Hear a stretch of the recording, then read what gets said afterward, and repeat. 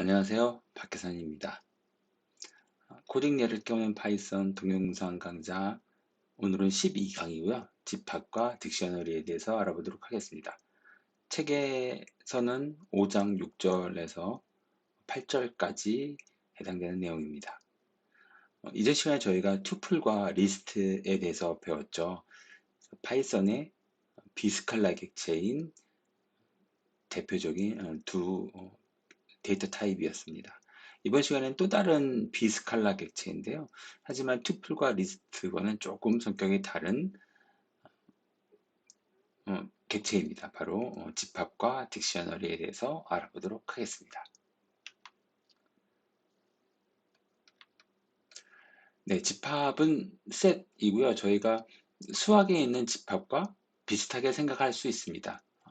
또 수학 책에서 나온 이 집합을 사용한 여러 메소드 사용법을 보면 저희가 수학을 예전에 학창시절에 배웠던 수학에서 나오는 집합의 연산과 굉장히 이름도 비슷하고 동작도 거의 동일한 그런 연산을 볼 수 있는데요. 그래서 수학과 굉장히 비슷한 개념이고요. 집합은 이전에 저희가 배웠던 것 달리 순서가 없습니다. 순서가 없기 때문에 저희가 시퀀스라고 부르기 힘들고요. 대신 컬렉션이라고 이렇게 파이썬에서 명칭을 합니다. 어, 컬렉션이 좀 시퀀스보다는 좀 더 높은 수준의 개념이라고 이렇게 생각해도 괜찮을 것 같습니다. 순서가 없기 때문에 저희가 아래에서 예를 보겠지만 이전에 저희가 투플이나 리스트에서 했던 것처럼 인덱스를 가지고 원소를 참조할 수가 없습니다. 예를 보면서 다시 한번 설명드리도록 하겠고요. 하지만 투플과 달리 리스트처럼 변경 가능한 객체입니다. 집합은. 그리고 또 여러 종류의 타입이 포함할 수 있습니다. 하지만 약간 제약사항이 있는데요. 뒷부분에서 조금 더 자세히 설명드리도록 하겠습니다. 예를 한번 보면요. 저희가 이전에 리스트를 만들 때는 빈 리스트를 만들 때는 이렇게 대괄호를 사용했었죠. 그리고 빈 튜플 객체를 만들 때는 소괄호를 사용했었습니다. 집합은 저희가 중괄호로 표현을 하는데요. 하지만 이렇게 빈 집합 객체를 만들기 위해서 중괄호 두 개를 사용하면 집합이 아니라 이제 잠시 후에 또 배울 딕셔너리가 만들어집니다. 이런 이유는 저희가 집합과 딕셔너리가 이 중괄호를 같이 사용하고 있기 때문이거든요. 그래서 이렇게 빈 집합을 만들 때는 이런 중괄호 표현을 사용하지 않고 이렇게 set이라는 함수를 사용해서 명시적으로 빈 집합을 만든다는 것을 표시를 해줘야 됩니다. 그래서 빈 집합을 만들 때는 set 함수를 꼭 사용해 주셔야 되고요. 그다음에 아니면 이제 원소가 있는 초기 원소가 있는 집합을 만들 때는 이렇게 중괄호로 묶어서 안에 어, 포함하고자 하는 원소를 콤마를 기준으로 나열해 주시면 됩니다. 여기서는 지금 1, 문자열 2, 숫자 3, 이 세 개의 원소를 담은 객체 S2가 만들어졌고요. 여러 타입이 포함 가능하다고 이렇게 위에 써 있는데요.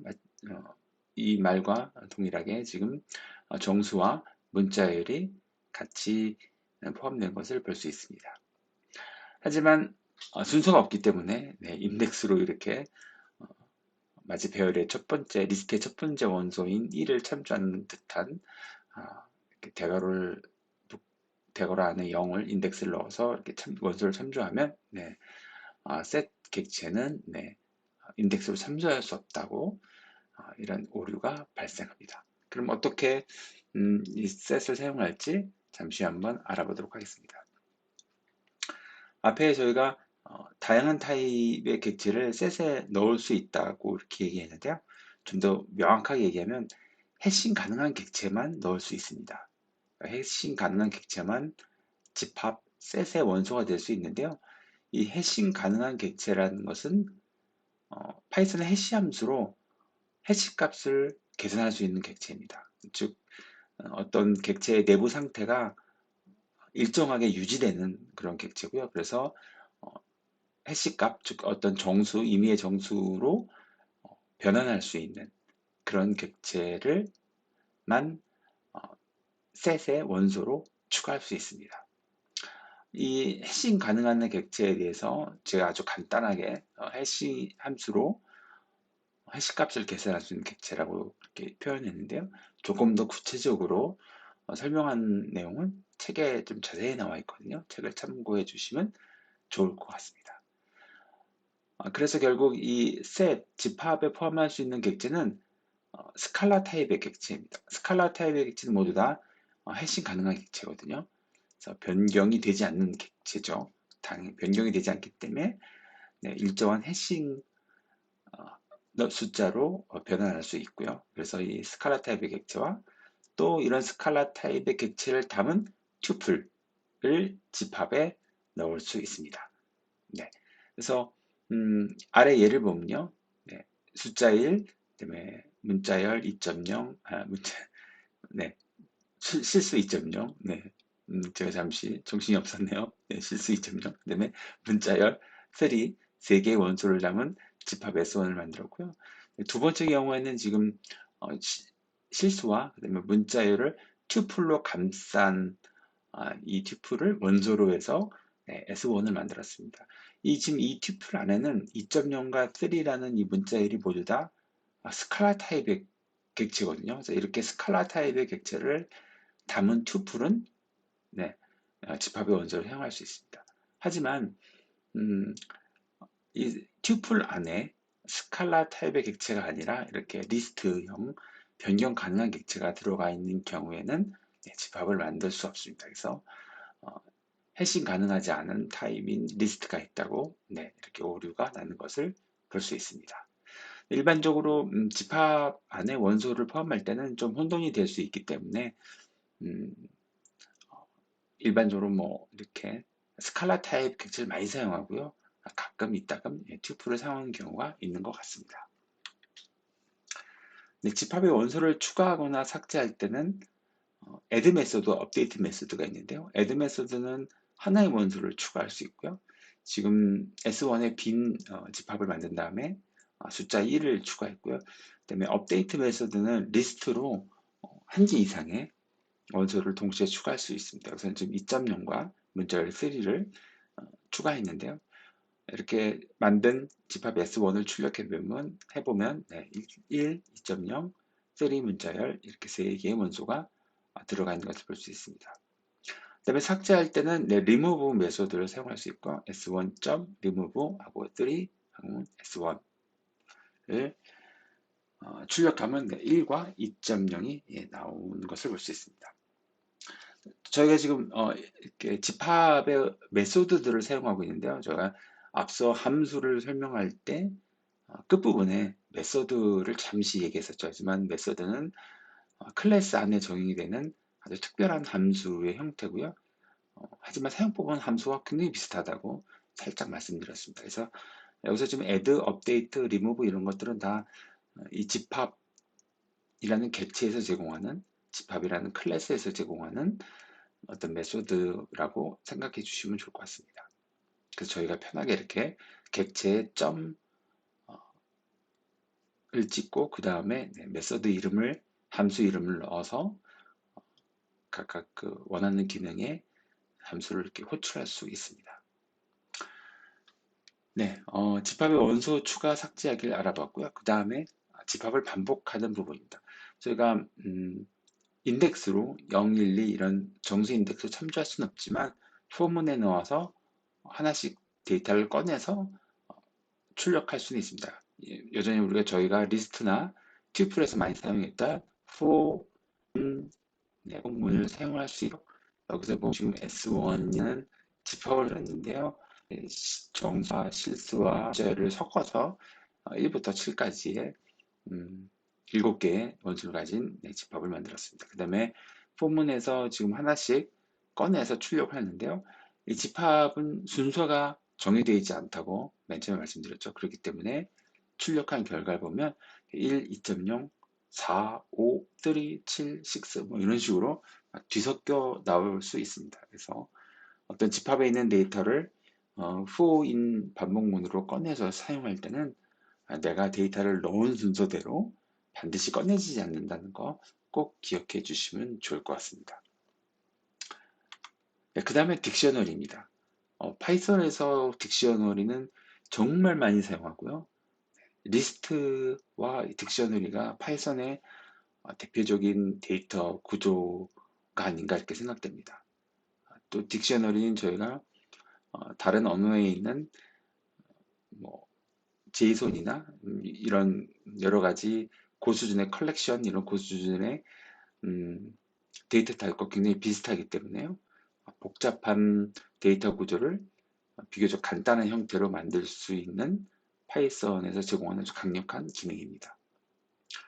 순서가 없는 컬렉션입니다. 앞에서 저희가 집합을 소개해 드릴 때와 마찬가지로 순서가 원소의 순서가 정해되어 있지 않고요. 그렇기 때문에 저희가 보통 딕셔너리 컬렉션이라고 이렇게 말을 하고 있습니다. 하지만 인덱싱을 할 수 있는데요. 리스트나 튜플처럼 정수 키를 사용하는 것이 아니라 정수를 사용하는 것이 아니라 어떤 키를 사용해서 인덱싱을 할 수 있습니다. 그래서 키는 물론 정수도 될 수 있고요. 문자열이나 다른 객체가 될 수도 있습니다. 하지만 저희가 리스트에서 인덱스는 항상 0부터 시작해서 1씩 증가하죠. 하지만 딕셔너리의 t는 정수가 될 수 있는데 임의의 정수가 될 수 있습니다. 100, 뭐 200 이런 식으로 임의의 정수를 키로 사용할 수도 있고요. 또 문자열도 당연히 키로 사용할 수 있고요. 예를 한번 보면서 다시 한번 알아보도록 하겠습니다. 그 다음에 역시 변경 가능한 객체고요. 여러 종류의 타입의 객체를 포함할 수 있습니다. 또 앞에서 집합처럼 포함할 수 있는 타입의 해싱 가능한 여부 이런 것들이 제약이 없기 때문에 아주 자유스럽게 여러 종류의 데이터를 포함할 수 있습니다. 집합 설명드릴 때 저희가 말씀드린 것처럼 이렇게 중괄호로 빈 객체를 만들면 딕셔너리가 기본적으로 만들어집니다. 하지만 이렇게 dict 함수를 사용해서 명시적으로 나는 딕셔너리를 만들 거야 라고 이렇게 표현을 드러내 주시는 것도 좋은 것 같습니다. 딕셔너리를 만들 때는 앞에서는 저희가 중괄호하고 집합을 만들 때 중괄호 안에 원소를 콤마로 나열했었죠. 딕셔너리 같은 경우는 똑같은 문법을 사용하는데요. 대신 키와 값을 콜론으로 묶어서 사용합니다. 이렇게 젠 문자열 콜론 1 이럴 경우에 이 젠이 키가 되고요. 이 fab의 feb가 키가 됩니다. 그리고 이 키에 매핑된 값은 1과 2입니다. 이런 식으로 저희가 딕셔너리의 키와 값을 매핑해서 조정할 수 있고요. 저희가 1이라는 값을 참조하려면 키인 gen, 2라는 값을 참조하려면 2에 해당하는 키인 fab을 넣어서 추려주면 됩니다. 원소를 참조할 때는 리스트나 일반 다른 파이썬 객체처럼 이렇게 대괄호를 사용하고요. 앞에서 저희가 지금 gen이라는 객체 키가 참조하는 값이 1인데요. 이거를 genual이라고 저희가 바꿔봤습니다. 그래서 원래 gen의 gen 키가 가리키고 있는 값이 1인데 저희가 genual로 바꾸고요. 그 다음에 D2에 잘못 썼죠? 급하게 고치도록 하겠습니다. gen이라고 이렇게 참조를 하면 값이 1이 아니라 genual로 바꾼 것을 저희가 볼 수 있습니다. 이렇게 딕셔너리는 리스트와 또 집합과 굉장히 좀 혼용된 신텍스를 가지고 있죠. 그래서 중괄호를 사용하기 때문에 집합과 같은 형태로 선언을 하지만 정수 인덱스가 아니라 임의의 인덱스를 저희가 사용자가 지정해서 값을 나열할 수 있습니다. 그렇기 때문에 좀 다양한 데이터 구조를 입맛에 맞게끔 만들 수 있는 그런 장점이 있습니다.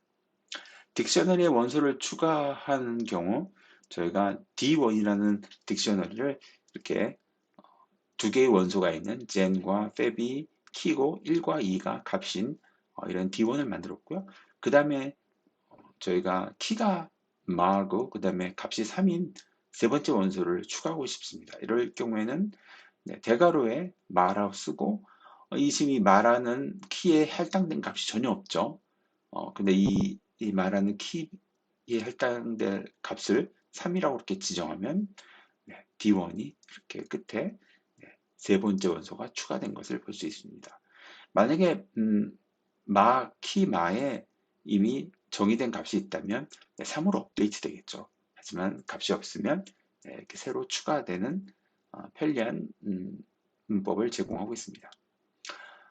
이따금 딕셔너리의 이 키를 젠, 팹, 마를 모두 다 뽑아서 키만 따로 뽑고 싶을 경우가 있거든요. 그럴 때는 keys 메소드를 사용하면 됩니다. 그래서 d1.keys하고 괄호를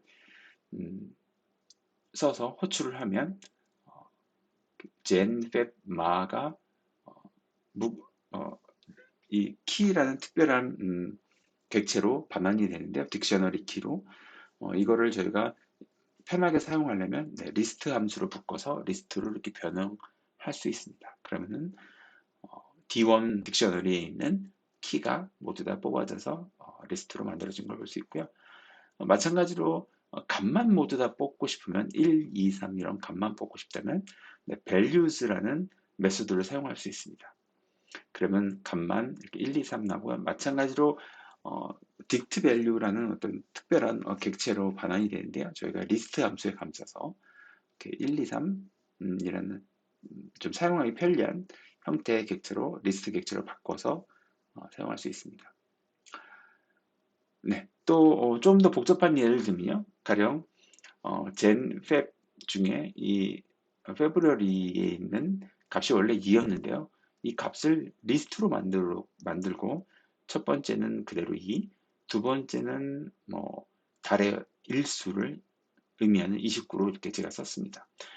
이런 29라는 이 값을 참조하려면 D1 객체에 팹 키를 쓰고요. 그럼 이 팹 키에 해당되는 값인 이 리스트가 바로 선택이 되겠죠. 이 리스트 중에서 두 번째 원소인 29를 참조하게 됩니다. 그래서 29가 이렇게 출력이 됩니다. 이런 식으로 좀 딕셔너리 안에 리스트를 포함한다거나 딕셔너리 안에 또 다른 딕셔너리를 포함한다거나 딕셔너리와 리스트를 중첩해서 약간 조금 더 복잡한 그런 데이터 구조를 만들 수 있습니다. 너무 많이 중첩하면 근데 좀 혼돈이 되겠죠. 다루기가 좀 어렵습니다. 그래도 두세 번 정도 이렇게 중첩하는 것은 크게 어려움 없이 프로그램을 만들 수 있기 때문에 좀 자유스럽게 데이터 구조를 만들어서 좀 활용할 수 있는 그런 도구인 것 같습니다. 네, 딕셔너리를 반복하는 방법인데요. 딕셔너리는 앞에 keys, values 메소드와 말고 또 다른 유용한 한 메소드를 제공하는데요. 바로 items 메소드입니다. 이 items 메소드는 딕셔너리에 있는 키와 값을 하나씩 뽑아서 반환을 해줍니다. 그래서 items를 호출해서 반환된 값을 저희가 보기 편하게 리스트로 묶어서 변환해주면 리스트에 있는 원소, 즉 첫 번째 이 아이템제는 젠과 1이 튜플로 묶어서 뽑아져 나오고요. 그 다음 두 번째로 팹과 2가 이렇게 튜플로 뽑아져 나옵니다. 그렇기 때문에 저희가 D1 아이템즈를 포문의 in 키워드 뒤에 쓰게 되면 이 젠과 1이 하나씩 뽑아져서 키와 값이 하나씩 뽑아져서 나오거든요. 튜플로. 그렇기 때문에 저희가 두 개의 변수를 사용해서 키, v, kv 이렇게 키와 밸류에 해당되는 두 개의 변수를 사용해서 이 튜플에 있는 키 값과 밸류 값을 변수로 받을 수 있습니다. 이렇게 해서 저희가 출력하면 맨 처음에 gen1, 그다음에 fab2 이런 식으로 딕셔너리에 있는 키와 값이 이렇게 뽑아져 나오는 것을 받아서 뭔가 유용한 처리를 포문 안에서 할 수 있습니다. 그래서 이렇게 딕셔너리의 아이템스 메소드를 사용해서 이렇게 키와 밸류 값을 뽑아서 사용하는 이 for-in 문 스타일은 굉장히 많이 사용하고요. 파이썬 프로그램에서 매우 자주 이렇게 보실 수 있습니다. 딕셔너리 반복에 관한 다양한 이해가 책에 나와 있으니까 한번 참고해 보시면 좋을 것 같습니다. 네, 그리고 딕셔너리에도 내포가 있습니다. 저희가 리스트 내포를 리스트 배울 때 한번 알아보았죠. 그래서 편리하게 간단한 for 반복문을 리스트 대괄호 안에 집어넣어서 리스트를 생성하는 그런 어, 파이썬 표현식이었는데요. 딕셔너리 내포도 마찬가지로 중괄호 안에 간단한 포문을 넣어서 딕셔너리를 생성해주는 그런 아주 유용한 표현식입니다. 역시 어, 리스트 내포와 마찬가지로 딕셔너리 내포도 파이썬 프로그래머들이 매우 즐겨 사용하는 구문입니다. 예를 들어서 저희가 Gen 1, Fab 2라는 이런 딕셔너리를 만들었습니다. 그 다음에 이 딕셔너리에 이 딕셔너리에도 새로운 딕셔너리를 만들 텐데요. 이 딕셔너리의 키만 사용해서 D1 키스에서 키만 뽑아서 gen, fab만 이 k에 할당한 다음에 만든 딕셔너리는 키는 gen 그대로 쓰고 그다음에 값은 키의 첫 번째 문자 gen일 경우에 이제 j가 됐고 fab일 경우는 f가 되겠죠. 그래서 첫 번째 문자를 값으로 하는 새로운 딕셔너리를 만들어서 D2에 할당했습니다. 이렇게 만든 D2를 출력해 보면 네, gen, j, fab, f 이렇게 출력되는 것을 볼 수 있습니다. 그래서 어떤 딕셔너리를 가지고 저희가 간단한 조작으로 뭔가 처리를 해야 할 때, 그래서 그 처리의 결과가 리스트라면 리스트 내포를 사용하고, 만약에 딕셔너리면 딕셔너리 내포를 사용하면 됩니다. 하지만 딕셔너리는 항상 키와 값이 콜론으로 구분되어 있기 때문에 딕셔너리 내포를 사용하실 때도 이렇게 가운데 콜론을 써주셔서 키와 값을 구분해 주시면 될 것 같습니다. 또 다른 예로 저희가 아이템즈 앞에서 배운 아이템즈 메소드를 사용해서 키와 밸류를 모두 다 뽑은 다음에 이 키와 밸류 서로 뒤바꿔 보죠. 밸류 값을 키에 놓고 키 값을 밸류에 놓는 이런 딕셔너리를 제가 만들 수 있습니다. 그래서 이 D2 딕셔너리를 출력해 보면 앞에 gen이 값이 되고 그다음에 1 값이 키가 되는 순서가 바뀐 것을 저희가 볼 수 있죠. 팹도 마찬가지로. 이 D2 딕셔너리에 앞에 있는 정수 1, 2는 키지만 네, 정수 인덱스는 아닙니다. 리스트에 있는 인덱스와는 다르죠. 정수 인덱스는 항상 0부터 시작해야 되지만 딕셔너리에 있는 키는 이렇게 임의의 숫자 1, 2를 사용할 수 있고 그 다음에 연속적이지 않아도 전혀 상관이 없습니다. 네, 여기서 간단하게 저희가 리스트 내포를 사용해서 기존의 딕셔너리 내포를 사용해서 기존의 딕셔너리 내용을 이용해서 새로운 딕셔너리를 만드는 간단한 예를 살펴보았습니다. 네, 오늘은 여기까지고요. 저희가 다음 시간에는 6장을 다뤄보도록 하겠습니다. 6장은 재기와 전역 변수를 다루고 있는데요. 조금 더 흥미진진하고 약간 조금 더 복잡한 알고리즘을 다뤄보도록 하겠습니다. 네, 들어주셔서 감사합니다.